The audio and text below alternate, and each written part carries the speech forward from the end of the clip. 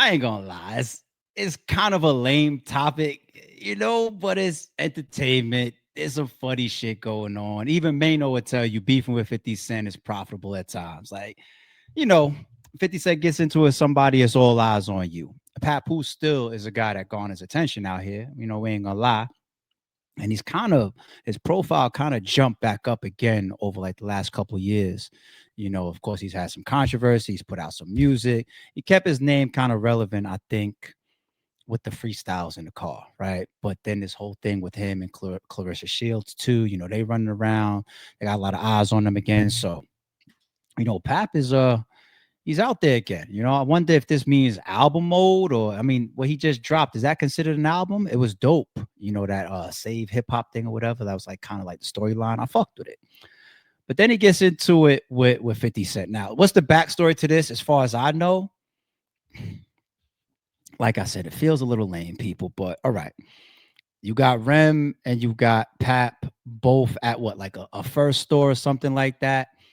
And the guy that owns the store, he has videos of each of them, and it looks like he's wearing the same sweater. So people go, "Oh my God, Rem and Papoose were there shopping together." And you see some of the captions saying, "Look at when Rem's on camera. It looks like, or it sounds like Papoose's voice laughing in the background." It's my job to be in the loop. I've seen, I'm up to date. I'm up to speed. I've seen it all, right? I didn't think I was going to cover it. 50 Cent comes in. All right, we'll cover it. Because I really didn't care about this shit. But part of me is just like, is Rem and Pap never supposed to see each other?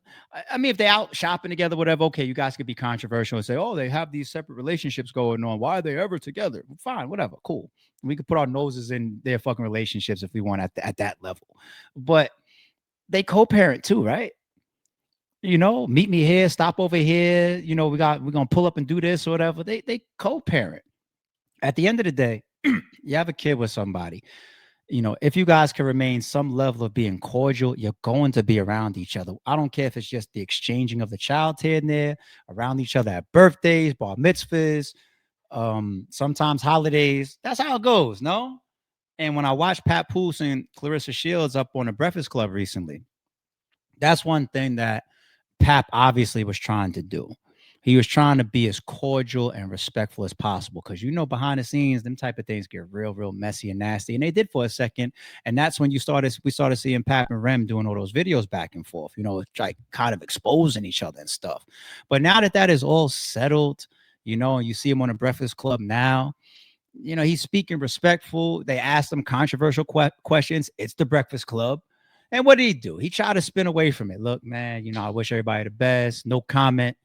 He handled it the best way he could, right? I'm pretty sure, he would continue to do as much of that as possible. That's always seemed to be his character. So shout out to him for that. And shout out to Rem too. But 50 being 50 sees the bullshit going around town of, "Oh my God, they were in the same place, around the same store, around the same time, possibly." So 50 just had to jump out there and he dissed Pap for it. He created like some AI video of Pap and Clarissa, and past that, Pap, of course, responds with this. So he puts up, I ain't gonna lie, this makes me a little uncomfortable with this video. I watched it once, but for the sake of the stream.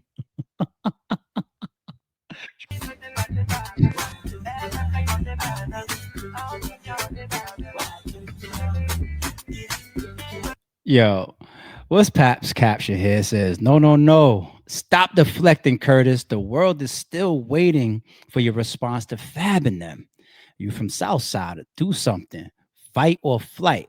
Holla if you need a ghostwriter, champ. I mean, chump." Hashtag balls on wheels. Hashtag Papoose. Yeah, we are waiting for that. The dope thing about that situation is it might turn into music, right? Can we get that 50? Because Fab flamed the shit out of you. But anyway, good call out by Pap. Like, hey, don't forget about that situation. You got to handle that. You said that little cryptic message on New Year's, like, after such and such amount of time, I'm coming back out to handle that. Y'all know what happens if y'all mess with me. So Pap's onto something there. He's onto something. And 50 posted it up on his own page as well. That's funny. That shows that you have a sense of humor. But of course, 50 Cent has always had a sense of humor. But don't take it too deep. Look at his caption.